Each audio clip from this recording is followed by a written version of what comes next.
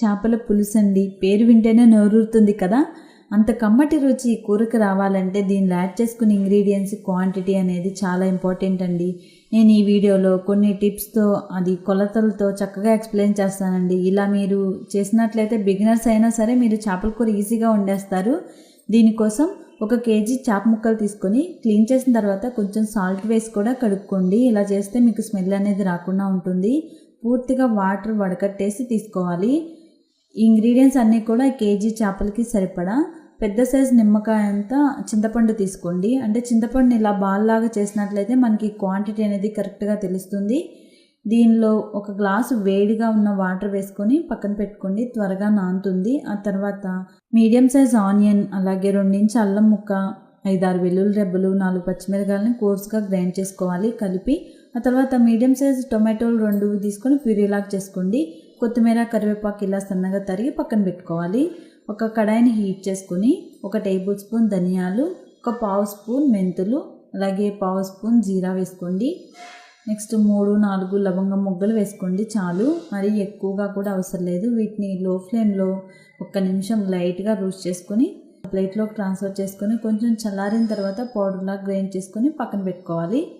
దీనిలో ఆయిల్ వేసుకోవాలండి. Non veg కర్రీస్కి oil ఎక్కువే పడుతుంది. 4 to 5 టేబుల్ స్పూన్స్ లేదంటే 50 గ్రామ్స్ ఆయిల్ వరకు పడుతుంది.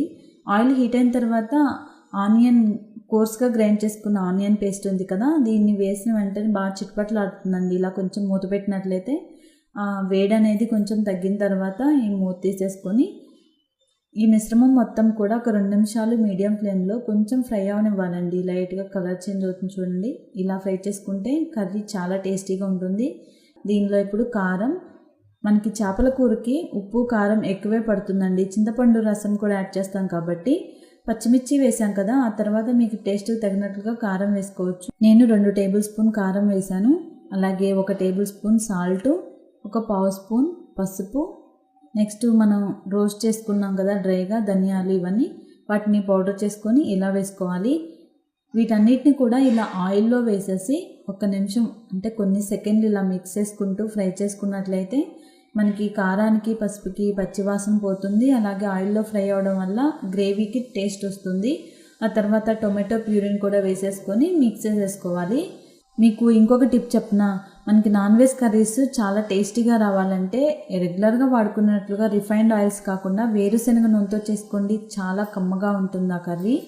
ఇలా మసాలా మొత్తం మిక్స్ చేసుకున్న తర్వాత ఇప్పుడు మనం ముక్కల్ని వేసుకోవాలి. ఈ ముక్కల్ని జనరల్గా చేప కర్రీ చేసుకోవడానికి కొంచెం వెడల్పుగా ఉన్న పాత్ర ఉంటుందండి. నా దగ్గర